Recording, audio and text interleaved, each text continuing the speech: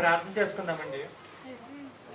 ప్రియ పరలోకమందున్న మా కన్న తండ్రి, గడిచిన ఆదివారం నుండి నేటి వరకు మమ్మల్ని కాచి కాపాడి మరొకసారి నిన్ను ఆరాధించడానికి నువ్వు ఇచ్చిన అవకాశాన్ని బట్టి నీకే కృతజ్ఞతాస్తుతులు చెల్లిస్తున్నాం తండ్రి, యేసుక్రీస్తు వారి నామంలో.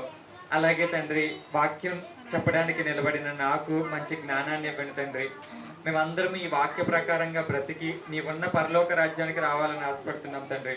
కావాల్సిన జ్ఞానాన్ని, సమయోచితమైన ఆలోచనని ఇవ్వాలని కోరుకుంటూ ఈ చిన్ని ప్రార్థనని యేసుక్రీస్తు వారి నామంలో అడిగి వేడుకుంటున్నాం తండ్రి.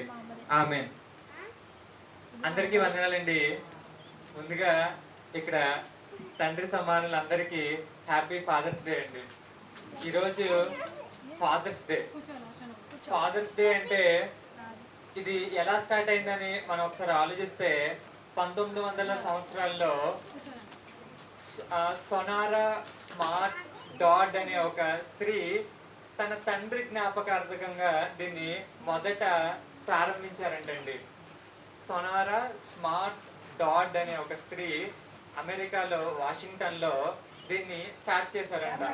తర్వాత 1972లో అప్పటి ప్రెసిడెంట్ రిచర్డ్ నెక్సాన్ అనే ఒక వ్యక్తి, ఒక ప్రెసిడెంట్ దీన్ని అధికారికంగా ధృవీకరించి ఒక సెలవు దినంగా ప్రకటించడం కూడా జరిగిందంట. అంటే ఫెడరల్ హాలిడే కింద అమెరికా దీన్ని గుర్తించడం కూడా జరిగింది. అప్పటి నుంచి స్టార్టింగ్ లో ఆవిడ స్టార్ట్ చేసినప్పుడు జూన్ 5న, ఎప్పుడు జూన్ 5న ఈ ఫాదర్స్ డేని జరుపుకుంటూ ఉండేవాళ్ళంటండి. తర్వాత చర్చ్ ఫాదర్స్ లేకపోతే అప్పట్లో ఉన్న వాళ్ళ కల్చర్ని బేస్ చేసుకుని అప్పుడే ఒక ఆలోచన చేశారు. ఏంటంటే ఆ డే అంతగా కొంచెం సూటబుల్గా లేదని ప్రతి జూన్ నెల 3వ ఆదివారానికి దాన్ని షిఫ్ట్ చేయడం జరిగింది. ఆవిడ స్టార్ట్ చేసింది అయితే జూన్ 5వ తారీఖున తన తండ్రి జ్ఞాపకార్థంగా ఆయన తండ్రి చనిపోయిన రోజుని స్టార్ట్ చేశారు. తర్వాత రోజుల్లో దాన్ని మార్చుకుంటూ ఎక్కడికి వచ్చిందంటే 3వ ఆదివారం, జూన్ నెల 3వ ఆదివారంకి వచ్చింది. ఈ కొన్ని దేశాల్లో కొన్ని డిఫరెంట్, అంటే మార్చి నెలలో చేసే దేశాలు కూడా కొన్ని ఉన్నాయి. కానీ ప్రపంచంలో ఎక్కువ దేశాలు ఈ జూన్ నెలనే పాటిస్తాయి. మన భారతదేశం కూడా ఈ జూన్ నెల 3వ ఆదివారాన్ని ఫాదర్స్ డేగా జరుపుకుంటుంది. ఈరోజు నేనేం చెప్పాలనుకుంటున్నానంటే ఈ ఫాదర్స్ డే అనే దాన్ని బైబిల్ కోణంలో మనం ఎలా చూడాలి, బైబిల్ కోణంలో ఎలా జ్ఞాపకం చేసుకోవాలి. అన్యులందరూ కూడా ఈరోజు ఫాదర్స్ డే అని చెప్పిన వెంటనే ఒక స్టేటస్ పెట్టడం, లేకపోతే వాళ్ళకి తెలిసిన విధానంలో వాళ్ళు చేస్తూ ఉంటారు. కేక్ కట్ చేసుకునే వాళ్ళు ఉంటారు, అలా వాళ్ళకి తెలిసినట్టుగా వాళ్ళు చేసుకుంటున్నారు. బైబిల్ని పాటిస్తున్న మనం ఎలా చేసుకోవాలి, ఫాదర్స్ డేని మనం ఎలా చేసుకోవాలి, అసలు ఈ ఫాదర్స్ డేని లేకపోతే అసలు వెనకాల ఉన్న దృక్కోణం ఏంటి అనేది ముందుగా ఆలోచిద్దామండి. లోకంలో అసలు స్టార్ట్ చేయడానికి గల దృక్కోణం ఏంటంటే తండ్రి తన కుమారుల పట్ల చూపించే ప్రేమని, దాన్ని జ్ఞాపకం చేసుకుంటూ ఈ ఫాదర్స్ డే అనేది చేస్తుంటారు. కొంతమంది అంటే నేను లోకంలో ఉన్న దాని గురించి చెప్తున్నాను. కొంతమంది ఏమంటున్నారంటే ఆల్రెడీ మదర్స్ డే ఉంటుంది కదా మే నెలలో, సో మదర్స్ డే ఎప్పటి నుంచో చేస్తూ ఉన్నారు, మదర్కి చేసినప్పుడు ఫాదర్కి చేయకపోతే బాగోదు కాబట్టి ఫాదర్స్కి కూడా ఒక డే పెట్టేశారండి అని కొంతమంది అనేవాళ్ళు కూడా ఉన్నారు. కానీ మదర్స్ డేని ప్రాముఖ్యంగా చాలా ఎక్కువగా జరుపుకుంటారు, ఫాదర్స్ డేని కొంచెం తక్కువగా చెప్పుకుంటారు. చెప్పాలంటే మదర్స్ డే అప్పుడు ఎవరు చెప్పకుండా నాకే మదర్స్ డే అని తెలుసు, అప్పుడు నేనే పాఠం చెప్పాను. కానీ ఈరోజు ఫాదర్స్ డే అని నాకు ఒకళ్ళు చెబితే అప్పుడు నేను ఈ పాఠం ప్రిపేర్ అయ్యానండి. సో అంటే ఫాదర్స్ డేని కొంచెం తక్కువగా తెలిసే ఛాన్స్ అయితే సమాజంలో ఉంది. మరి ఎందుకు చేసుకుంటారు అంటే తండ్రి తన కుమారుల పట్ల చూపించే ప్రేమ కానీ త్యాగాన్ని కానీ గుర్తు చేసుకుంటూ ఫాదర్స్ డేని చేసుకుంటారు. మనం ఒకసారి మనం గుర్తు చేసుకోగలిగితే తండ్రి ఎంతగా తన త్యాగం చేస్తాడంటే తన పిల్లల కోసం ఏదైనా చేయాలనుకుంటాడు. ఫర్ ఎగ్జాంపుల్, ఇంట్లో ఒకవేళ తినడానికి ఆహారం లేదనుకోండి, తండ్రి మానేసైనా పిల్లలకు పెట్టాలనే ఒక మంచి ఆలోచన, ప్రేమ తండ్రికి ఉంటుంది. అలాగే తన బట్టలు కొనుక్కోపోయినా తన కుమారులకు మాత్రం కొనాలని తండ్రి ఆశపడతాడు. తండ్రి ఎప్పుడు కూడా తన కుమారుల్ని ఎక్కడ పెట్టాలనుకుంటాడంటే తనకంటే ముందు స్థానంలో పెట్టాలనుకుంటాడు. ఒకవేళ తనకి లేకపోయినా తనకి అంటే ఒకటే ఉన్నప్పుడు తన త్యాగం చేసైనా తన పిల్లలకి ఇవ్వాలని ఆశపడతాడు. సో తండ్రికి అంత ప్రేమ, అంత త్యాగం ఉంది కాబట్టి జ్ఞాపకం చేసుకోవడంలో అర్థం ఉందని మనకు కూడా అర్థమవుతుంది. సరే, ఇంత త్యాగం ఉంది, ఆయన ప్రేమ కూడా ఎక్కువగానే ఉంటుందండి. ఎలాగంటే ఇప్పుడు ప్రతి వాళ్ళు తన కుమారులకి ఇష్టమైన దాన్ని చేయడానికి, తనని ఇష్టపడేటట్టుగా చేయడం కోసం ఏవైనా చేస్తూ ఉంటారు. లోకపరంగా చెప్పుకోవాల్సి వస్తే ఒక అంటే డబ్బులు లేని తల్లిదండ్రులు ఎక్కువగా ఏమనుకుంటారంటే తనకి కావాల్సింది ఒక మంచి చదువు కావాలి, లేకపోతే ఇంకే ఏదైతే ఉందో దాన్ని ఫుల్ఫిల్ చేయాలని ఆశపడుతూ ఉంటారు.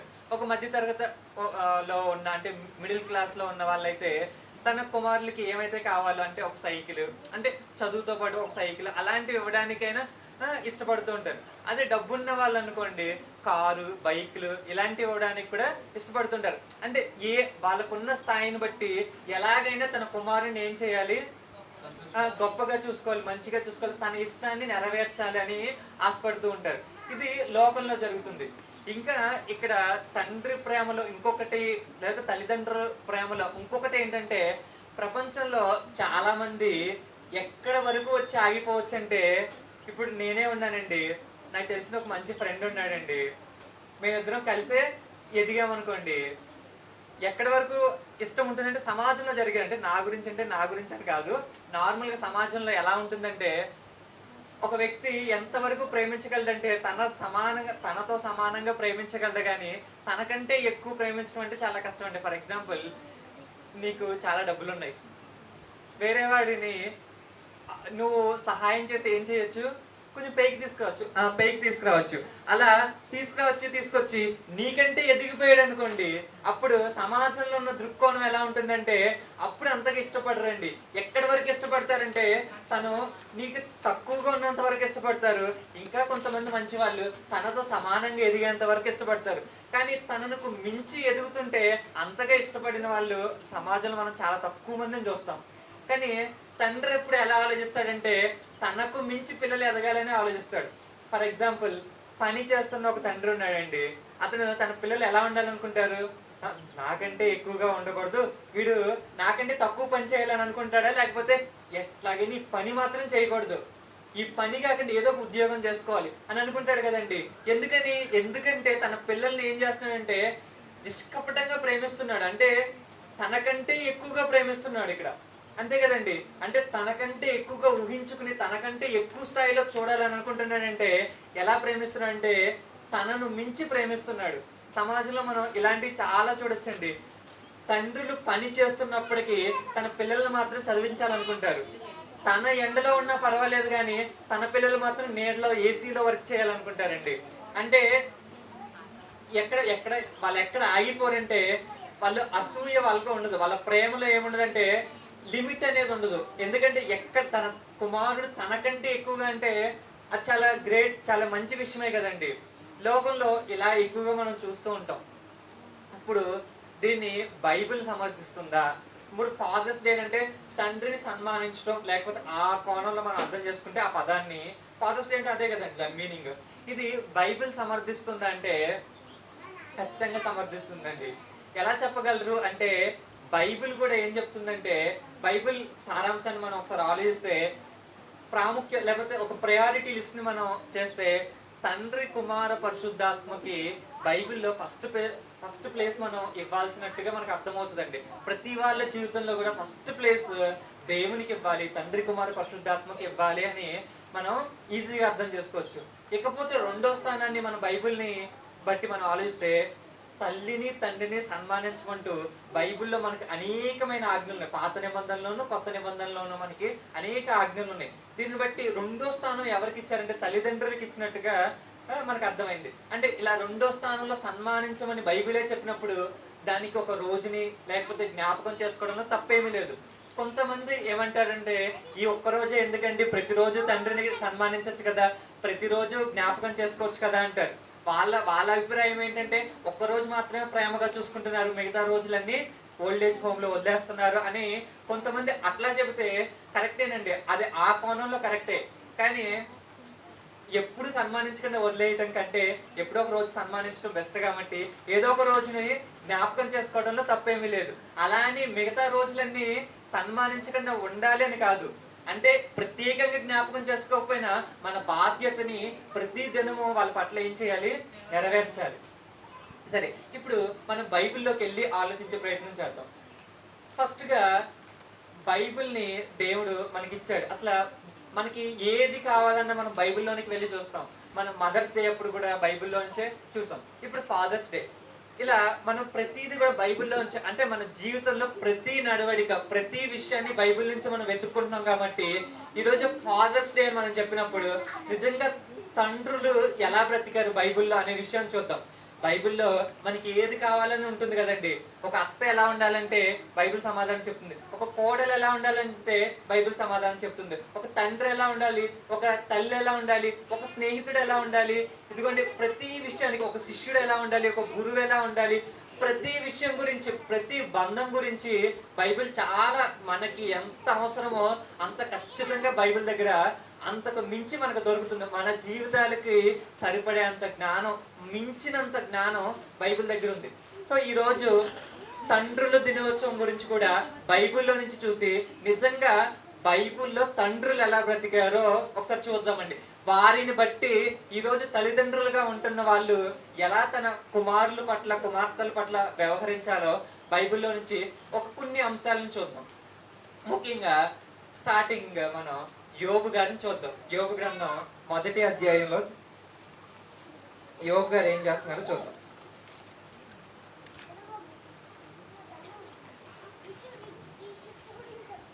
5వ వచనంలో చూద్దామండి. వారి వారి విందు దినములు పూర్తి కాగా యోబు తన కుమారులు పాపము చేసి తమ హృదయములో దేవునిని దూషించరేమో అని వారిని పిలవనంపించి వారిని పవిత్రపరిచి అరుణోదయమున లేచి వారిలో ఒక్కొక్కని నిమిత్తమై దహన బలి అర్పించుచు వచ్చెను. యోబు నిత్యము అలాగు చేయుచుండెను. చాలండి. దీనిని బట్టి మనం ఏం అర్థం చేసుకోవచ్చు, దీనిని మన జీవితాలకి ఎలా అన్వయించుకోవచ్చు ఒకసారి ఆలోచిద్దాం.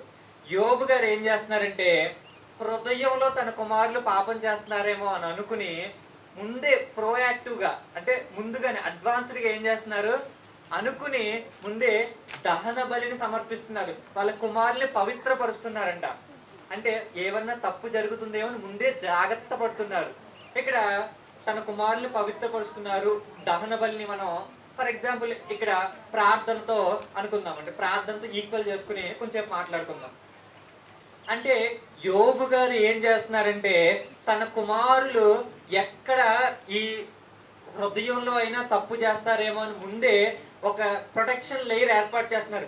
దేవా, ఒకవేళ నా కుమారులు కానీ తప్పు చేస్తారేమో అని ఏం చేస్తున్నారు, ముందుగానే ఏం చేస్తున్నారు, దహన బలిని సమర్పిస్తున్నారు. ఫర్ ఎగ్జాంపుల్ ప్రార్థనతో మనం ఈక్వల్ చేసి అనుకుందాం. కాబట్టి ఇప్పుడు ఈ రోజుల్లో తల్లిదండ్రులు కూడా ఉన్నారు.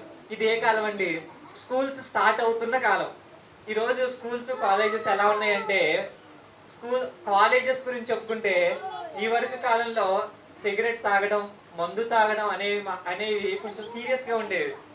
నేను కాలేజ్లో నాకు తెలిసినంత మట్టుకు, నేను కాలేజ్ చదువుతున్నప్పుడు కూడా సిగరెట్ తాగడం, మందు తాగడమే సీరియస్ ప్రాబ్లమ్స్గా ఉండేవండి. కానీ ఇప్పుడు ఎలా ఉందంటే గంజాయి కొట్టడం కామన్ అయిపోయిందండి, మత్తు పదార్థాలు తీసుకోవడం కామన్ అయిపోయిందండి. కాలేజెస్లో, ఇంజనీరింగ్ కాలేజెస్లో ఇవి చాలా చాలా కామన్ అయిపోయిందండి. కొంచెం ఆ వ్యక్తికి ఇంట్రెస్ట్ లేకపోతే అట్ల పక్కన ఏమన్నా వినే అలవాటు ఉంటే ఈజీగా అటు పక్కన లాగేసుకోవడానికి అపవాది చాలా రెడీగా ఉన్నాడండి. అంటే ఎక్కడో చెన్నైలో, బెంగళూరులో, హైదరాబాద్లో అలాంటి ప్రదేశాల్లోనే కాదండి, మన ఏలూరు పరిసర ప్రాంతాల్లో ఉన్న కాలేజీల్లో కూడా ఈ పర్టికులర్ ధోరణి అనేది ఆల్రెడీ స్టార్ట్ అయిపోవడం కాదండి, అది చాలా కామన్ కూడా అయిపోయింది. ఇంకా నాకు తెలిసింది ఏంటంటే ఏలూరులో చిన్నపిల్లలు కూడా గంజాయి కొట్టేస్తున్నారని ఈరోజు నేను పేపర్లో చూసానండి.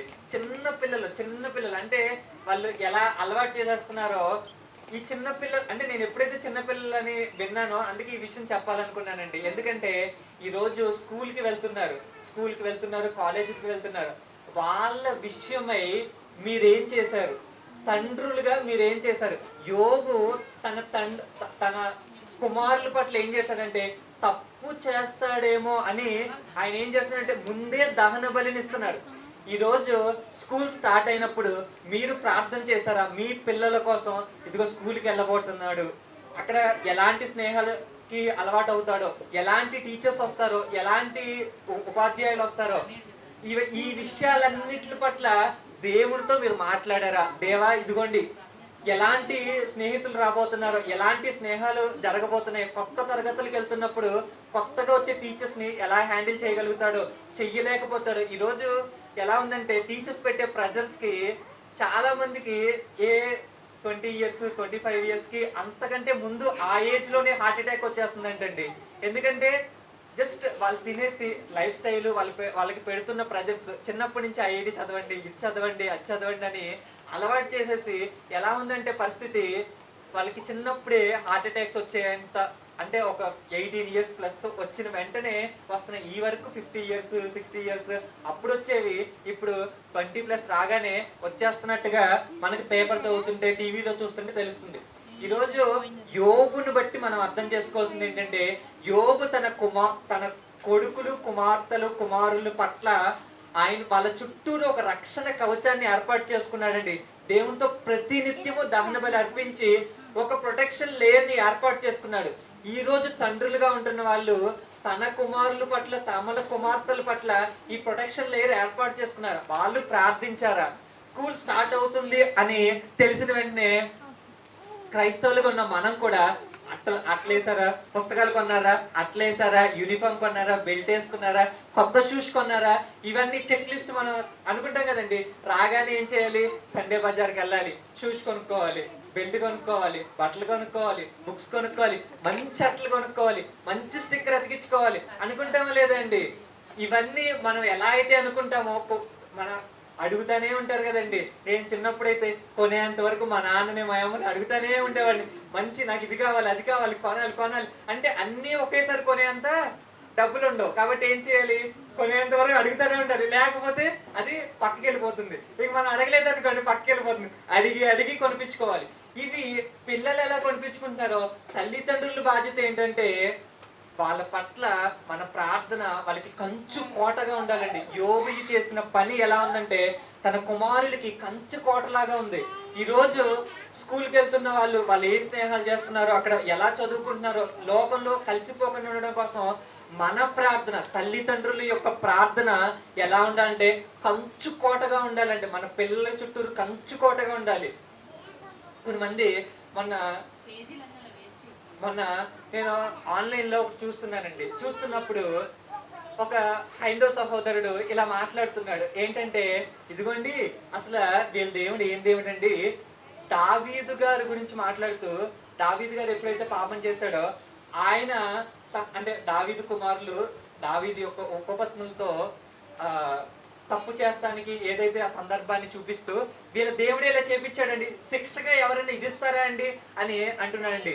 అక్కడ అతనికి అర్థం కాదు ఏంటంటే దేవుడేమి ఆ తప్పుని చేపించలేదండి, కావాలని చేపించలేదు. దేవుడు తన రక్షణని దావీదు కుటుంబం మీద నుంచి తీసేశాడు. అప్పటి వరకు ఏంటంటే దావీదు తప్పు చేయనంత వరకు దావీదు కుటుంబం మీద దేవుడి రక్షణ ఉంది. తప్పు చేయకుండా ఉండడం వాళ్ళ బాధ్యత. దానికి పైన కంచుకోటగా దేవుడి రక్షణ కూడా ఉంది. ఎప్పుడైతే దేవుడు దావీదు గారు తప్పు చేస్తారో దేవుడు ఏం చేశాడంటే ఆ రక్షణ కోటని, ఆ చుట్టూరు ఉన్న రక్షణ కోటని తీసేశాడు. అప్పుడు వారి హృదయానుసారంగా వాళ్ళు ప్రవర్తించారు. దేవుడు ఆపే ప్రయత్నం చేయలేదు, అంతే. అక్కడ ఈరోజు వీళ్ళకి కూడా స్నేహం చేయడానికి వాళ్ళకి ఆపర్చునిటీ అనేది ఉంది. లోకంలోకి వెళ్ళి ఉన్నారు అంటే, వాళ్ళతో కలిసి ఫ్రెండ్షిప్ చేస్తున్నారంటే తప్పు చేయడానికి అవకాశం అయితే ఉంది. కానీ మన ప్రార్థన ఎలా ఉండాలంటే కంచు కోటగా ఉండాలి. వాళ్ళు తప్పు చేస్తుంటే దేవుడు నివారించే ఆ సహాయం మనకి దేవుడి దగ్గర నుంచి పొందుకునే అంత భక్తి జీవితం మనకు ఉండాలి. ఇది మొదటిగా యోబు గారి గురించి మనం చూడొచ్చు. రెండవది అబ్రహాం గారి గురించి వద్దామండి. అబ్రహాం గారు ఎలా బ్రతికారంటే చాలా నెంబర్ 1గా బ్రతికారు. కానీ ఆయన జీవితం గురించి ఒక మంచి మాట రాయబడి చదువుతాం. ఆదికాండం 18వ అధ్యాయం 19వ వచనం.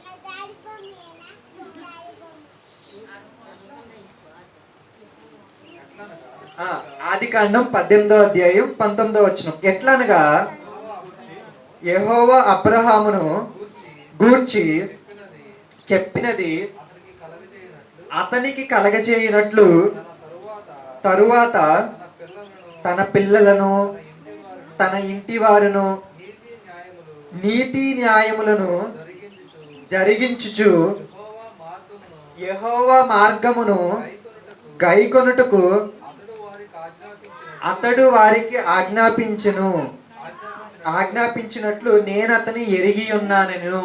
అంటే అబ్రహాం గారు ఏం చేస్తున్నారంటే వాళ్ళ ఇంట్లో వాళ్ళకి ఒక ఆజ్ఞ ఇస్తున్నారంట. తండ్రులైన వాళ్ళు చేయాల్సింది ఏంటంటే తన కుటుంబంలో ఉన్న వారికి ఆజ్ఞ ఇవ్వాలి. బతిమాలు చెప్పమని చెప్పలేదండి ఇక్కడ బైబిల్ ఏం చెప్పిందంటే ఆజ్ఞ ఇవ్వాలంట. ఎలాగా? తన కుమారులందరూ నీతి న్యాయాలు చేసేటట్టుగా ఆజ్ఞ ఇవ్వాలి. అంటే ఈరోజు స్కూల్కి వెళ్తున్నా, కాలేజీకి వెళ్తున్నా, ఎక్కడికి వెళ్తున్నా, కుమారులు ఎక్కడికి వెళ్తున్నా ఏది గుర్తుకురావాలంటే వాళ్ళ నాన్న ఏం చెప్పాడు, నీతి న్యాయాలు జరిగించమని చెప్పాడు అనే మాట అతనికి జ్ఞాపకం రావాలి. జ్ఞాపకం రావాలంటే ఒక్కసారి చెప్తే గుర్తుంటుందా అండి? అందుకే బైబిల్ ఏం చెప్పిందంటే ప్రతి సందర్భంలోనూ జ్ఞాపకం చేయమని. ద్వితీయోపదేశకాండంలో మార్గంలో వెళ్తున్నప్పుడు, కూర్చున్నప్పుడు, పడుకున్నప్పుడు, ప్రతి సందర్భంలోనూ ఏం చేయమందంటే ఈ ధర్మశాస్త్రాన్ని వాళ్ళకి ఉపదేశించమంది. అంటే నువ్వు ఎప్పుడైతే నీతి న్యాయాలు చేయాలి, నీతి న్యాయాలు చేయాలని ప్రతి సందర్భంలో చెబుతావో అతనికి ఏమవుతుంది? అది జ్ఞాపకం ఉంటుంది. అది ఆజ్ఞగా అతనికి జ్ఞాపకం ఉంటుంది. సరేనండి, మీరు భలే చెప్తున్నారు, ఇలా అన్ని ఎన్నిసార్లు చెప్తే మాకేంటండి వస్తుందంటే ఒక్కసారి అబ్రహాం గారి గురించి ఆలోచించండి. ఒక్కసారి మీరు అబ్రహాం గారి గురించి మనస్ఫూర్తిగా మీరు ఆలోచిస్తే మీరు మీ ఇంట్లో ఎలా చెప్పాలో మీకు ఈజీగా అర్థమైపోతుందండి. అబ్రహాం అంటే ఈరోజు పడి చచ్చిపోయే వాళ్ళండి ఎంతమంది ఉన్నారు తెలుసా అండి? ప్రపంచంలో అత్యధికులు క్రైస్తవులు అబ్రహాం అంటే అసలు ఎంత గౌరవిస్తారో ఒకసారి మీరు ఆలోచించండి. దాని తర్వాత ఉన్న అతిపెద్ద రిలీజియన్ ఏంటండి? క్రైస్తవ్యం తర్వాత ఉన్న ఇస్లాం వాళ్ళు కూడా మనం ఎంత గౌరవిస్తామో వాళ్ళు కూడా అబ్రహాం గారికి అంతే గౌరవిస్తారండి. అలాగే యూదా మతం ఉంది. యూదా మతంలో కూడా ఈ అబ్రహాం గారి యొక్క ఒక పాత్ర చాలా ఇంపార్టెంట్.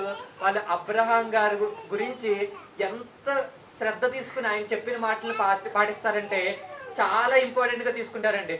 అంటే అటు యూదులకి కానీ, ఇటు ముస్లిం సహోదరులకు కానీ, ఇటు క్రైస్తవ సహోదరులకు కానీ ఇంత జనాంగానికి ఆదర్శవంతమైన వ్యక్తిగా అబ్రహాం గారికి నిలిచారంటే ఆయన జీవితంలో ఆయన చేసిన పని ఏంటంటే తన కుమారులకి మొత్తం ఆయనకి 8 మంది కుమారులండి.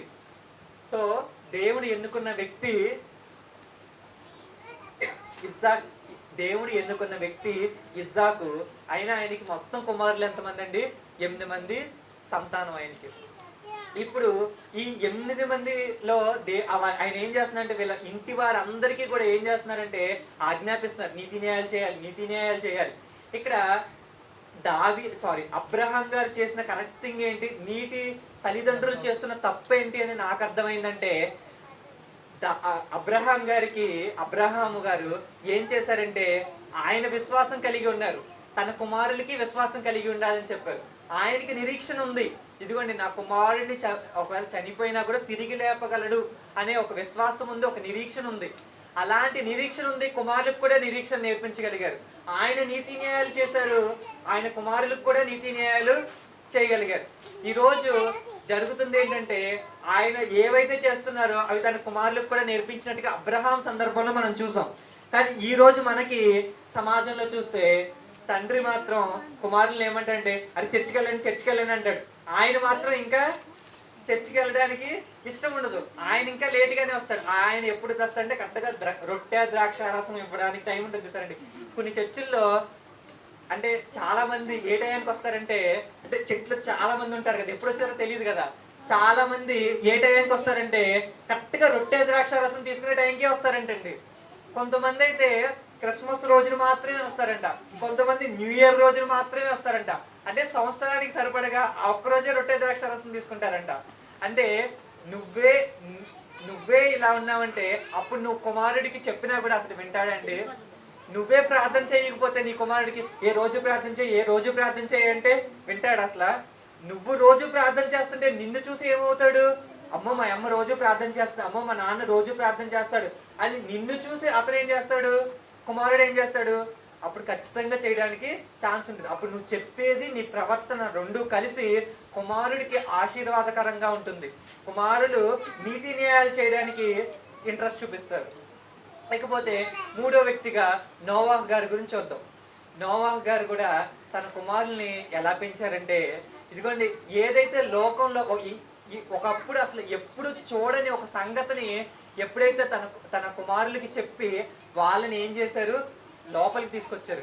ఆయన ఇంకొక పని కూడా ఏం చేశారంటే వాళ్ళ కుటుంబం కోసం ఒక ఓడ కట్టారండి. ఈరోజు మనం కూడా అంటే తల్లిదండ్రులైన వాళ్ళు తన కుటుంబం ఉండడానికి ఒక మంచి ఓడని కట్టాలి, విశ్వాస సంబంధమైన ఓడని కట్టాలి. అంటే ఆ ఓడలోకి వచ్చిన వాళ్ళు ఏమవ్వాలి, పరలోకానికి వెళ్ళిపోవాలి. అంటే ఇప్పుడు మనం అందరం కూడా ఒక ఓడ కడదామా? కాదండి. ఒక మంచి జీవితాన్ని, ఒక మంచి ఇంట్లోకి వెళ్తే, ఇదిగోండి ఇంట్లోకి వెళ్ళగానే మనకి ఏం అర్థం అవ్వాలంటే, ఇదిగోండి ఈ ఇంట్లో ఉన్న వాళ్ళు ఎవరిని కదిలించినా ఈరోజు సాయంత్రం మేము ప్రార్థన చేసుకోవాలండి. ఇదిగోండి అన్నం తినేటప్పుడు దేవునికి కృతజ్ఞతాస్తుతులు చెల్లించాలండి. పొద్దున్నే లేచిన తర్వాత దేవుని జ్ఞాపకం చేసుకోవాలండి. ఇదిగోండి సాయంత్రం బైబిల్ చదవాలండి, లేదా అప్పుడప్పుడు బైబిల్ చదవాలండి. లేకపోతే అప్పుడప్పుడు అంటే ఏదో పగలు రాత్రి ఏదో ఒక సందర్భంలో మీరు బైబిల్ చదవాలని. అలాగే బైబిల్ చదవాలి, ప్రార్థన చేసుకోవాలి, చర్చ్ యాక్టివిటీస్ లో ఉండాలి, సంఘానికి సహకరించాలి. ఇదిగో పేదవారి పట్ల బైబిల్లో చెప్పిన విషయాన్ని జరిగించడానికి ఇంట్రెస్ట్ ఉండాలి. ఇలాంటివన్నీ మనం చేస్తూ ఉండాలి. ఇలా ఎప్పుడైతే చేస్తూ ఉంటామో అది ఎలాంటి దాంతో మనం పోల్చుకోవచ్చు అంటే, నోవాహు గారి కట్టిన ఓడ లాంటిది మన కుటుంబం కూడా అవుతుందండి. మన కుటుంబాన్ని ఎక్కడ తీసుకెళ్ళి పెట్టాలంటే ఎలాంటి ఎన్విరాన్మెంట్ లోకి తీసుకుని వెళ్ళి పెట్టాలండి. సరేనండి, మీకు అర్థమైంది అనుకుంటున్నాను ఈ మూడు విషయాలు. ముందుగా ఎవరి గురించి మాట్లాడుకున్నాం, యోబు గారి గురించి మాట్లాడుకున్నాం. ఆయన ఏం చేశాడంటే ఆయన కుమారుల చుట్టూరు ఒక రక్షణ కోటని ఏర్పాటు చేసుకున్నారు. ఈరోజు మన ప్రార్థనలో కూడా మన కుమారుల్ని జ్ఞాపకం చేసుకుని ఏం చేయాలి, వాళ్ళకు కూడా ఒక రక్షణ కోట, అంటే లోకపరమైన విషయాలులో కూడా వాళ్ళు ఏం చేయాలి అంటే, స్కూల్కి వెళ్తున్నారు లేకపోతే బయటికి ఎక్కడికో వెళ్తున్నారు, వాళ్ళ గురించి మనకి చింత కలిగి మనం ఏం చేయాలంటే వాళ్ళ గురించి ప్రార్థన చేయాలి, వాళ్ళ గురించి దేవునితో మాట్లాడుతూ ఉండాలి. లేకపోతే రెండోది అబ్రహాం గారి గురించి, ఆయన ఏదైతే చేశారో నీతి న్యాయాలు ఏదైతే చేశారో తన కుమారులకు కూడా ఆజ్ఞాపించినట్టుగా మనం చూసాం. మనం కూడా మన కుమారులకి ఏం చేయాలి, ఆజ్ఞాపించాలి, అవన్నీ చెప్పాలి. అలాగే మన ఇంట్లో ఉన్న ఎన్విరాన్మెంట్ ఎలా ఉండాలంటే, నోవాహు గారి ఓడ తన ఇంటి కోసం ఎలా అయితే సిద్ధపరచుకున్నారో మనం కూడా మన కుటుంబాన్ని ఎలా సిద్ధపరచాలంటే ఆ ఓడ అలాంటి ఎన్విరాన్మెంట్ ని మన ఇంట్లో క్రియేట్ చేసుకోవాలండి. ఏంటండి మీరు అన్ని కుమారుల గురించే చెబుతున్నారు, కుమార్తెల గురించి చెప్పరా అని మీరు అనుకుంటే ఒకటి చూద్దాం. అపోస్తల కార్యాలు 21వ అధ్యాయం 8-9, 8వ వచనం 9వ వచనం.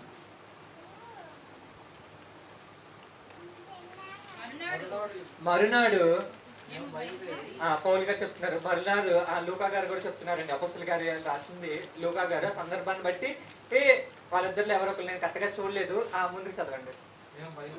మేము బయలుదేరి కైసరుకు వచ్చి 7గురిలో ఒకడును సువార్తికుడైన ఫిలిప్పు ఇంట ప్రవేశించి అతని యొద్ద ఉంటిమి.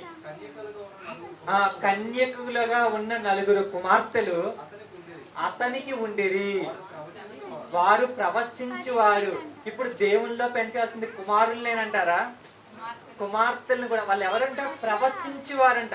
ప్రవచించువారు అంటే ముందుగా వాళ్ళు ఏం వింటున్నారు తెలుసా, దేవుని మాటని వింటున్నారు. అసలు దేవుని మాటని వింటున్నారు అంటే ఎంత ధన్యత అండి.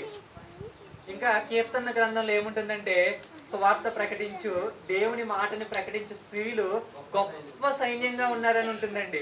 అంటే ఈ సందర్భాలను బట్టి మనకి ఏమర్థం అవుతుందంటే, దేవుళ్ళో పెంచాలని మనం అనుకుంటున్నాం. ఇందాక నోవాహు గారి గురించి మాట్లాడితే మనకి వెంటనే ఆయన కుమారులు గుర్తుకొస్తారు. అబ్రహాం గారి గురించి మాట్లాడుకునే వెంటనే మనకి ఇజ్జాక్ గారి గుర్తుకొస్తారు. అంటే పురుషులే కుమారులుగా మనకు గుర్తుకొస్తున్నారు. కాబట్టి ఈ సందర్భాన్ని మీకు ఎందుకు జ్ఞాపకం చేశానంటే, కుమార్తెలు కూడా దేవునికి ఇంపార్టెంటే. ఇక్కడ ఈ వచనం రాయబడిందంటే మనకి దాని అర్థం ఏంటి, కుమార్తెలను కూడా దేవుళ్ళో పెంచాలి, భయభక్తులతో పెంచాలి. దేవుని అనుకున్న ప్రణాళికలు వారి పట్ల కూడా నెరవేర్చబడాలి. ఇకపోతే నేను ఇప్పుడు ఇక్కడి నుంచి యూటర్న్ తీసుకుని నేను వేరే ట్రాక్లో చెప్పాలనుకుంటున్నాను పాఠాన్ని. ఇప్పుడు ఏంటంటే ఎలా ఉండకూడదో చెప్పాలనుకుంటున్నానండి. ఎలా ఉండకూడదో ఇది చాలా ఇంపార్టెంట్. ఎందుకంటే చాలా మట్టుకి ఎలా ఉండాలో మన మట్టుకి ఈజీగా మనం గ్రహించేయచ్చండి. ఎందుకంటే ఇన్ని క్లాసులు విన్న తర్వాత ఈజీగా గ్రహించేయచ్చు. ఎలా ఉండకూడదో కూడా మీరు ఈజీగానే గ్రహించగలరు. కానీ ఒకసారి మనం పాఠాన్ని యూటర్న్ తీసుకుని చూద్దాం. ఏం చూద్దామంటే బైబిల్లో ఉన్న ఆదర్శవంతమైన తల్లిదండ్రులు ఉన్నారు కదా, అలాగే ఆదర్శవంతం కాని తల్లిదండ్రులు కూడా ఉన్నారండి. నేను తండ్రుల గురించి మాట్లాడుతున్నాను కాబట్టి ఆదర్శవంతం కానీ తండ్రుల గురించి చూద్దాం. నేను దీని గురించి చాలా మందిని సెలెక్ట్ చేసుకోవచ్చు. అవిశ్వాసుల్ని సెలెక్ట్ చేసుకోవడం కంటే విశ్వాసుల్ని సెలెక్ట్ చేసుకోవటమే బెస్ట్ అని నాకు అనిపించింది. అందుకే నేను విశ్వాసుల్ని సెలెక్ట్ చేసుకున్నాను. మొదటగా మనం జ్ఞాపకం చేసుకోవాల్సింది ఏలి. ఈరోజు ఏలి అని ఆయన చూపించి అంటున్నారు, కానీ ఇది మన జీవితంలో మనం ఎలా నెరవేట్ చేస్తున్నామో ఒకసారి చూడాల్సిన అవసరం ఉందండి. ఏలి గారు ఎలా ఉన్నారంటే ఒక మంచి ప్రవక్తగా ఉన్నారు. చాలా సీనియర్ మోస్ట్ ప్రవక్తగా కూడా ఆయన ఉన్నారు. ఆయన చేసిన తప్పు ఏంటంటే పిల్లల్ని ఒకసారి చదువుదామండి. సమూయేలు గ్రంథం మొదటి గ్రంథం 2వ అధ్యాయం 12వ వచనం. ఏలీ కుమారులు యెహోవాని ఎరగని వారే. అసలు ఈ మాటని విన్నప్పుడు మీకు ఏమనిపించిందండి?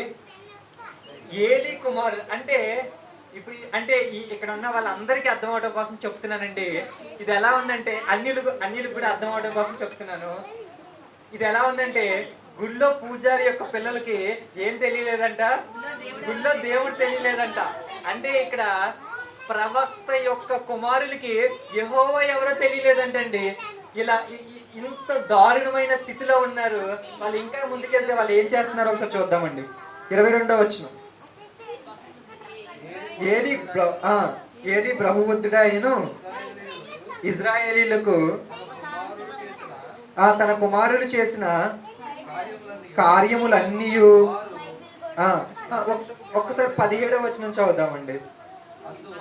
అందువలన జనులు యెహోవాకు నైవేద్యము చేయటి అందును అసహ్యపడుటకు ఆ యవ్వనులు కారణమైరి. ఒక్క నిమిషం అండి. 16 చదువుదామా? 15 నుంచి చదువుదామండి. ఇదియు కాక వారు కొవ్వును దహింపక మునుపు యాజకుడు పనివాడు వచ్చి బలి పశువును వధించువానితో యాజకునికి వండించుటకై మాంసము ఇమ్ము. ఉడకబెట్టిన మాంసము అతడు నీ యొద్ద తీసుకొనడు, పచ్చి మాంసమే కావాలని చెప్పుచూ వచ్చెను. ఆ క్షణమందే వారు కొవ్వును దహింతురు. తర్వాత నీ మనస్సు వచ్చినంత మట్టుకు తీసుకొని వచ్చునని వానితో ఆ మనిషి చెప్పిన ఎడల వాడు అలాగ వద్దు, ఇప్పుడే ఇవ్వలను, లేని ఎడల బలవంతము చేసి తీసుకొను. అలాగే ఒకసారి మనం కిందకు వచ్చి 22 కూడా చదువుతామండి. 22 నేను చదువుతాను. వారు ప్రత్యక్ష గుడారం యొక్క ద్వారము దగ్గరకు సేవ చేయుటకు వచ్చిన స్త్రీలతో సైనించుటను మాట చెవిని పడగా వారిని పిలిచి ఇట్లా నేను. ఇక్కడ ఏలి యొక్క కుమారులు ఏం చేస్తున్నారంటే బలి ఇవ్వాల్సిన దగ్గర మాంసాన్ని తీసేసుకుంటున్నారు. అది ఒక తప్పు. అసలు అక్కడికక్కడే దేవుడు చంపేయచ్చండి. కానీ వీళ్ళ గురించి మొత్తం అంతా అర్థం అవటం కోసం దేవుడు వీళ్ళని బ్రతకరించినట్టుగా మనకు అర్థం చేసుకోవచ్చు. ఎందుకంటే ఇలాంటి వాళ్ళు పుట్టుకుని రావచ్చు అనే ఒక ఉద్దేశంతో దేవుడు బ్రతికించి ఉండవచ్చు. ఫస్ట్ మాంసాన్ని తీసేసుకున్నారు. తర్వాత ప్రత్యక్ష గూడానికి వచ్చిన స్త్రీలు ఎవరైతే ఉన్నారో వాళ్ళతో కూడా తప్పు చేయడానికి ఈ యవ్వనులు కారకులు అయినట్టుగా.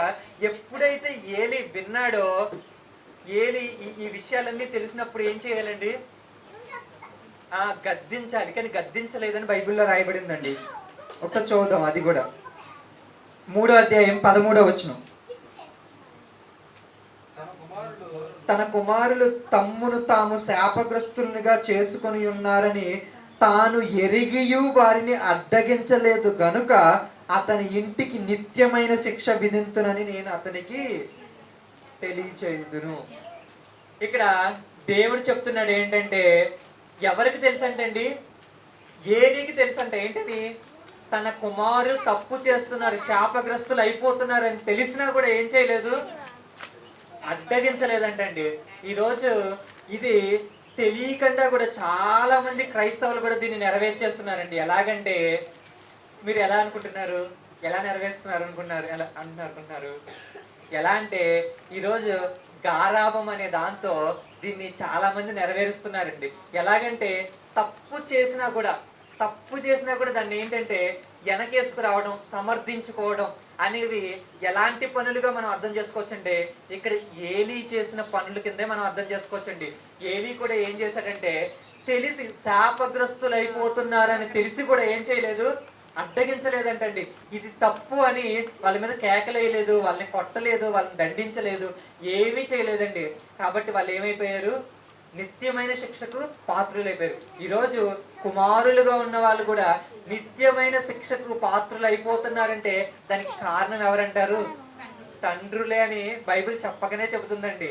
అప్పుడు ఒకవేళ మార్చాలని చివరి మినిట్లో ట్రై చేసిన యూజ్ ఉండదని మనం 2వ అధ్యాయాన్ని అర్థం చేసుకోవచ్చండి. అప్పుడు వాళ్ళు చెవి ఒగ్గరని కూడా బైబిల్లో రాయబడి ఉంటుందండి. ఒకసారి నేను చదువుతాను దాన్ని.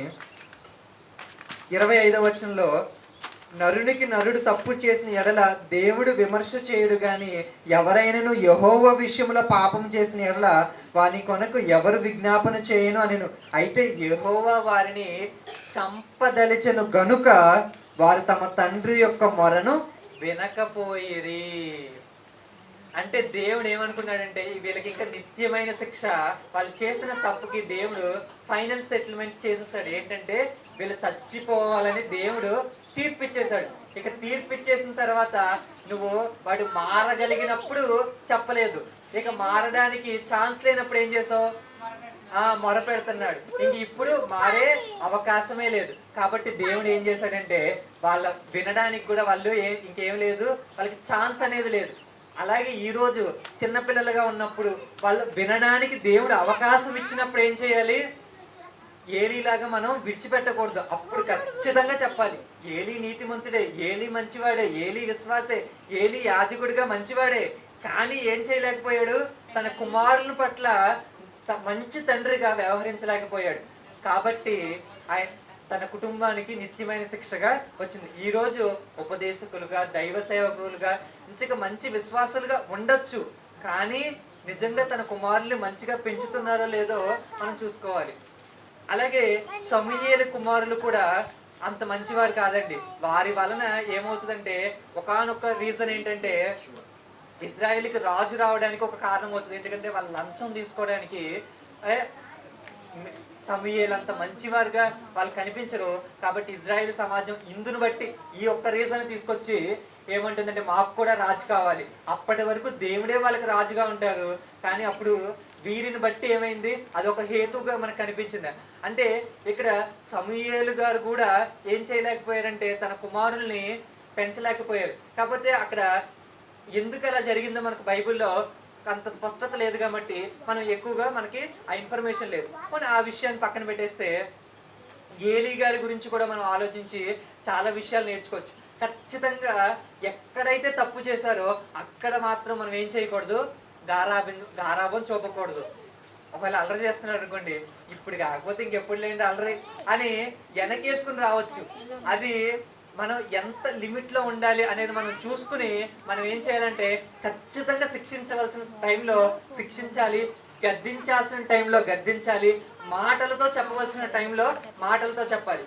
అలా అని నేను లాస్ట్ టైం కూడా చెప్పాను, ఇప్పుడు కూడా జ్ఞాపకం చేస్తున్నాను. బైబిల్ దండించమని చెబుతున్న అప్పుడు గవాల్మని పెన్సిల్ ముక్కు అలా అరగదీసి మొత్తం అవగొట్టేశాడు అనుకోండి, దీనిని పట్టుకుని మీరు బాధకూడదు. ఎడ మొత్తం పెన్సిల్ అంతా అవగొట్టేద్దామని దీనిని బట్టి వాడిని చావగొట్టారనుకోండి, అది దేవుడు హర్షించడు. ఎలాంటి దగ్గర మనం వాడికి శిక్ష విధించాలి, ఎలాంటి దగ్గర వాడికి ప్రేమగా చెప్పాలి, ఎలాంటి దానిలో వాడికి హెచ్చరిక మాటలు చెప్పాలి, ఎలాంటి విషయాల దగ్గర వాడిని ముద్దాడాలి అనే విషయాన్ని మనం అర్థం చేసుకుని ముందుకెళ్ళాలి. ఇకపోతే మనకి బైబిల్లో లోతు గారి గురించి కూడా మనం చూడొచ్చండి. లోతు గారు లోకాన్ని స్నేహించి దేన్ని కోరుకుంటాడంటే సొదొమ గొమొర్రాను కోరుకుంటాడు. అక్కడ ఉన్న పరిస్థితిని బట్టి ఏమవుతారంటే చాలా వాళ్ళ ఇంటి వాతావరణం అంతా మారిపోతుంది. ఎందుకంటే మొత్తం అంతా అలా ఉన్నప్పుడు ఎలా అయిపోతుందండి, మొత్తం అలాగే అయిపోతుంది. ఆయన అల్లుడు కూడా అల్లుళ్ళు ఎవరైతే ఉన్నారో ఇదిగో దేవుడు చంపేయబోతున్నారు అని చెప్పినప్పుడు వాళ్ళు లోతును బట్టి ఎగతాళి చేస్తారంట. అంటే ఎలాంటి వాళ్ళని అల్లుడుగా చేసుకున్నారో ఒకసారి ఆలోచించాలి. అంటే ఈయన ఎలా అయిపోయారంటే ఆల్మోస్ట్ లోకంలో పడిపోయినంత స్థాయికి వెళ్ళిపోయారు. ఇది లోతు గారి గురించి. దావీదు గారు కూడా కొన్ని తప్పులు చేస్తారండి తన కుమారుల పట్ల. ఎప్పుడైతే అదోని రాజ్య సింహాసనం కోసం ఆశపడతాడో తన ఏమన్నా అనుకుంటాడని ఏం చేయడంటే ఏం చెప్పడండి, ఇదిగో నువ్వు ఇలా అంటున్నావు ఇది తప్పు అని పిలిపించి అడగలేదని బైబిల్లో రాయబడి ఉంటుందండి. మొదటి రాజుల గ్రంథంలో రాయబడి ఉంటుందండి. అలాగే అమ్నోను ఎప్పుడైతే తప్పు చేస్తాడో దాన్ని బట్టి కూడా చాలా కోపం వస్తుంది, కానీ ఏ శిక్ష కూడా విధించడు. అంటే ఇది కూడా ఎలా కనిపిస్తుంది, ఎప్పుడైతే తప్పు చేశాడో శిక్ష విధించకపోవడాన్ని బట్టి దేవుడు దాన్ని అంతగా హర్షించినట్టుగా మనకు అర్థమవుతుంది.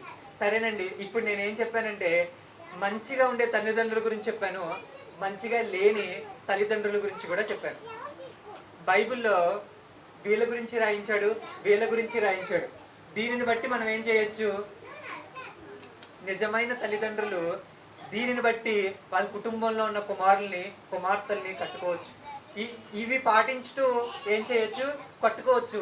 ఇవి పాటించకుండా కూడా కట్టించుకోవచ్చు.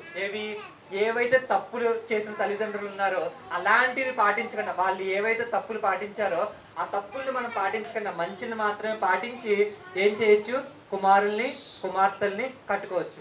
ఇకపోతే ఇక్కడ లోక తల్లిదండ్రులే కాదండి, దేవుడే మనకి తండ్రిగా బైబిల్లో చెప్పబడింది.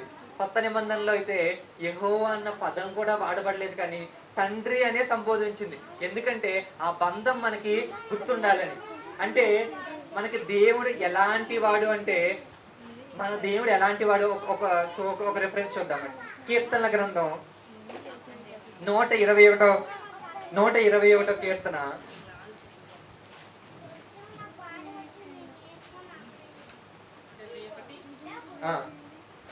121 కీర్తన 4వ వచనం. ఇజ్రాయేలీలను కాపాడువాడు కొనకడు నిద్రపోడంటండి. యెహోవా, మళ్ళీ ఒకసారి యెహోవాయే నిన్ను కాపాడువాడు, ఇజ్రాయేలీలను కాపాడువాడు కొనకడు నిద్రపోడంటండి. అంటే ఇప్పుడు మీరందరూ ఆలోచించండి, మీరైనా నిద్రపోవచ్చు. ఇప్పుడు మీరే ఉన్నారండి, ఇంట్లో దొంగలు పడతారని చెప్పారు. ఇప్పుడు ఊర్లో అంతా దొంగలు పడుతున్నారండి ఫర్ ఎగ్జాంపుల్ అనుకుందాం. అంటే నేను నార్మల్గా చెప్తున్నానండి, దేన్ని టార్గెట్ చేసి చెప్పట్లేదు, అంటే ఎవరిని టార్గెట్ చేసి చెప్పట్లేదు. నార్మల్గా దొంగలు పడుతున్నారు అనుకుందాం. ఏదో ఒక ఊరు తీసుకున్నా, ఊర్లో దొంగలు పడుతున్నారు అనుకుందాం. ఊర్లో ఉన్న వాళ్ళందరూ జాగ్రత్తగా ఉంటున్నారండి, జాగ్రత్తగా ఉంటున్నారు. ఈ రోజు దొంగతనం జరిగింది, రేపు దొంగతనం జరిగింది. అప్పుడు ఊరంతా అలర్ట్ అయిపోయింది, అందరూ కూడా చాలా జాగ్రత్తగా ఉంటున్నారు, కాపలా కాస్తున్నారు. ఒక రోజు కాస్తారు, 2 రోజులు కాస్తారు. ఇక నిద్రపోకుండా ఉంటారండి నాన్నలనే వాళ్ళు. ఇక కళ్ళు ఇలాగే పెట్టుకుని ఉంటారా? లేదు, నిద్రపోతారు కదండి. తండ్రి అయినా నిద్రపోవచ్చు, కానీ నీ పరలోకపు తండ్రి ఏం చేయడంట, కొనకడు నిద్రపోడంట.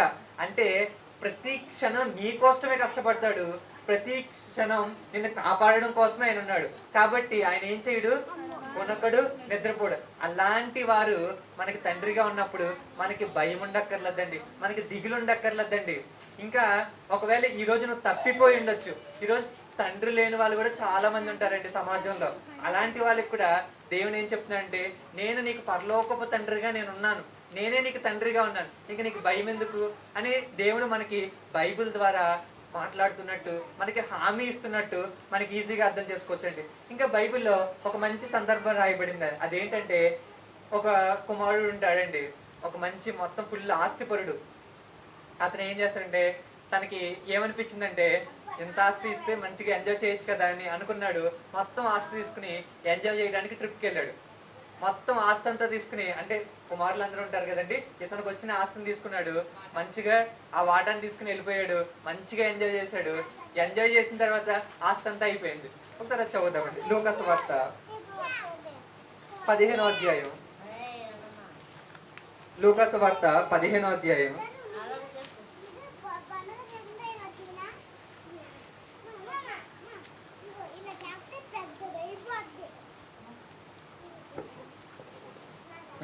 చదవండి. మరియు ఆయన ఇట్లన్నీ నేను చదువుతానండి. ఒక మనుష్యునికి ఇద్దరు కుమారులు ఉన్నారంటండి. వారిలో చిన్నవాడు, తండ్రి ఆస్తిలో నాకు వచ్చు భాగమిమ్మని తండ్రిని అడగగా అతడు వారికి తన ఆస్తిని పంచిపెట్టెను. కొన్ని దినములైన తరువాత ఆ చిన్న కుమారుడు సమస్తమును కూర్చుకుని దూరదేశమునకు ప్రయాణమైపోయాను. అచ్చట తన ఆస్తిని దుర్వ్యాపారము వలన పాడు చేసెను. అదంతయు ఖర్చు చేసిన తరువాత ఆ దేశమందు గొప్ప కరువు రాగా వాడు ఇబ్బంది పడసాగి వెళ్ళి ఆ దేశస్థుల్లో ఒకని చెంత చేరెను. అతడు పందులను మేపుటకు తన లోనికి వానిని పంపెను. ఎలాంటి స్థితి నుంచి ఎలాంటి స్థితికి వెళ్ళిపోయాడండి? మంచి ఆస్తిపరుడు అన్న ఒక మంచి స్థితి నుంచి పందుల్ని మేపడానికి వెళ్ళిపోయేంత స్థితిలోకి వెళ్ళిపోయాడు. అంటే ఒక రాజు స్థానంలో ఉన్నాడు అనుకోండి, తన తండ్రి దగ్గర ఒక మంచి ఆ స్టేటస్ లోనే కదా ఉన్నాడండి. ఇప్పుడు ఎక్కడికి వెళ్ళిపోయాడంటే పందులతో సమానంగా ఉండడానికి వెళ్ళిపోయాడు. ఇకపోతే వాడు పందులు తిను పొట్టుతో తన కడుపు నింపుకొని ఆశపడిను గాని ఎవడును వానికి ఏమీ ఇయ్యలేదు. అయితే బుద్ధి వచ్చినప్పుడు వాడు నా తండ్రి యొద్ద ఎంతమంది కూలీలు ఉండ్రి ఇవన్నీ జ్ఞాపకం చేసుకున్నాడండి. జ్ఞాపకం చేసుకున్న తర్వాత, తండ్రి, నేను పరలోకమునకు విరోధముగా నీ ఎదుట పాపం చేస్తుని ఇక మీదట నీ కుమారుడని అనిపించుటకు యోగ్యుడు కాను. అలా మాట్లాడేసుకున్న తర్వాత మళ్ళీ ఇంటికి రావాలని అతడు నిర్ణయించుకుంటాడు, వస్తాడు. ఇక్కడ ఏం చేయొచ్చు అంటే, తండ్రి వెళ్ళిపోయావు కదా, వెళ్ళిపోయి ఇంకా నీ ఆస్తి తీసుకెళ్ళిపోయావు. ఇప్పుడు నీకు 10 ఎకరాలు ఉందనుకోండి, నీ వాటా 5 ఎకరాలు ఇచ్చేసారు. 5 ఎకరాలు పోగొట్టేసుకున్నావు. ఇప్పుడు నీ దగ్గర ఏమీ లేదు. ఇప్పుడు అదంతా అయిపోయిన తర్వాత ఇక్కడికి వస్తామంటే ఉన్న 5 ఎకరాలు కూడా పోగొట్టేద్దామని అనొచ్చు. కానీ వాళ్ళ తండ్రి ఏం చేస్తాడండి? చేర్చుకుంటాడు. ఈరోజు అది ఆ వ్యక్తి గురించి చెప్పబడింది కాదండి, మనందరి గురించి చెప్పబడింది. మనం కూడా ఎన్నో తప్పులు చేసే ఇక్కడికి వచ్చామండి. అబద్ధాలు ఆడిన వాళ్ళమే, మిగతావన్నిట్లో వేరే వాళ్ళ మీద తప్పుగా నిందలు వేసిన వాళ్ళమే. ఇవన్నిటిలో తప్పులు, దొంగతనం ఇలాంటివి చేయలేకపోయినా ఇలాంటివి కూడా బైబిల్ తప్పుగానే పరిగణించిందండి. నువ్వు ఎప్పుడైతే నీ సహోదరుల పట్ల ఏవైతే తప్పులు చేస్తావో ఇవన్నిటిని బైబిల్ పాపం కింద పరిగణించింది. ఇవి చేసినప్పుడు దేవుడితో కనెక్షన్ ఏమైపోయింది? తప్పిపోయింది. కానీ ఈరోజు నీ దగ్గర ఏమీ లేదు, ఏమీ లేకపోయినా దేవుడు నీ కోసం ఎదురు చూస్తున్నాడు. ఎందుకోసం తెలుసా? ఆయన తన ఆస్తి మొత్తాన్ని మళ్ళీ నీకు ఇవ్వాలని, పరలోకాన్ని నీకు ఇవ్వాలని ఆయన ఎదురు చూస్తున్నాడు.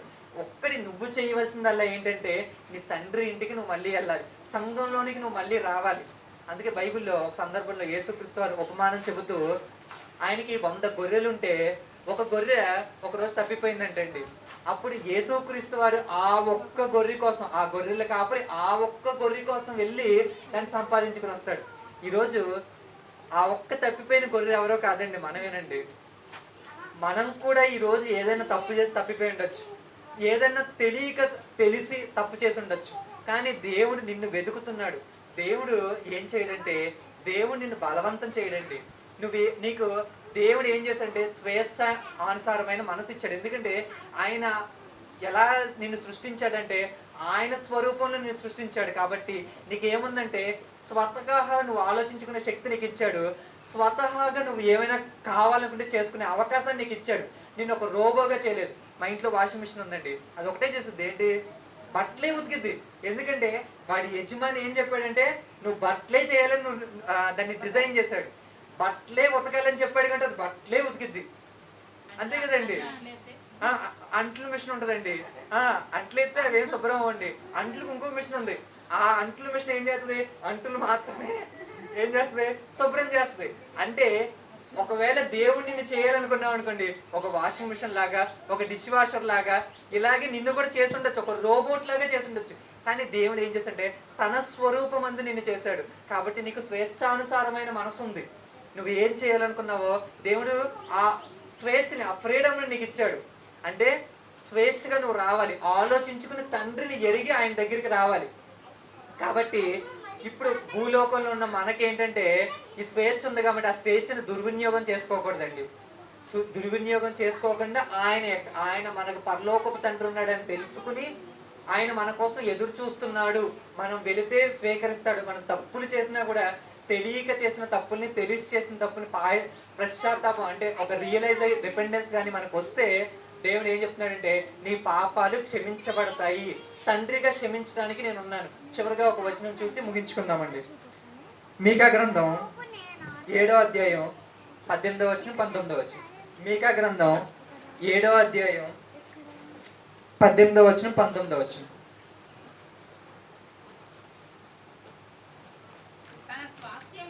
తన స్వాస్థ్యములో శేషించిన వారి దోషమును పరిహరించి వారి చేసిన అతిక్రమమును విషయమై వారిని క్షమించు దేవుడైన నీతో ఆ సమానుడైన దేవుడు ఎవరన్నా ఉన్నారా? ఇదిగోండి, నువ్వు చేసిన అతిక్రమములను, దోషాలని క్షమించే దేవుడు ఉన్నాడు. అలాంటి సమానమైన దేవుడు ఎవ్వరూ లేరని బైబిల్ సెలవిస్తుందండి. సరే, ముగించుకుందాం. ఇప్పుడు ఒకసారి నేనేం చెప్పానో జ్ఞాపకం చేస్తాను.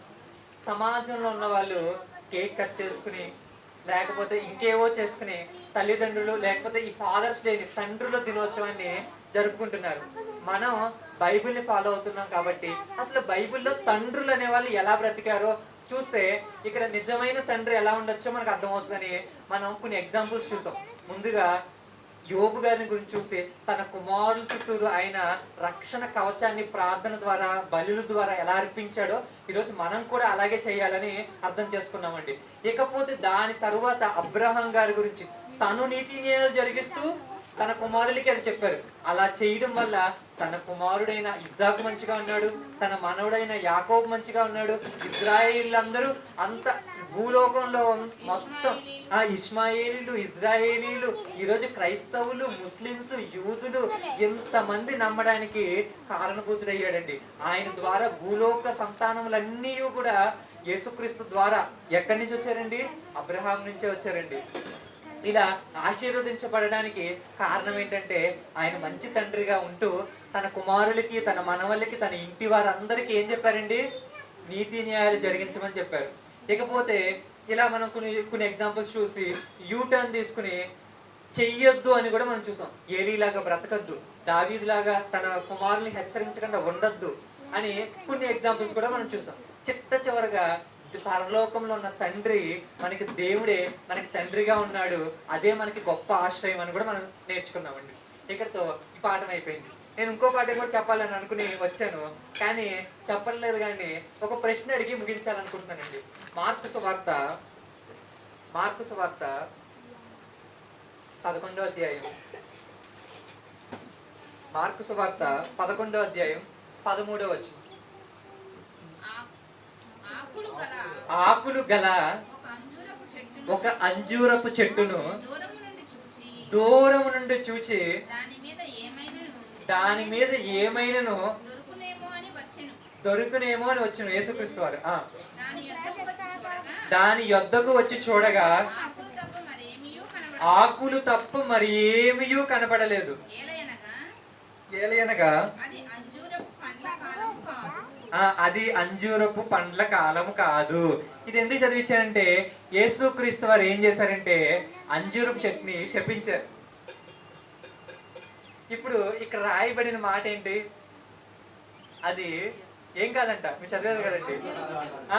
అది ఆ సీజన్ కాదంట. ఇప్పుడు మొక్కజొన్న ఎప్పుడు పండిద్దండి? నవంబర్, డిసెంబర్, జనవరి, ఫిబ్రవరి, మార్చ్ ఆ కాలంలో జరిగింది.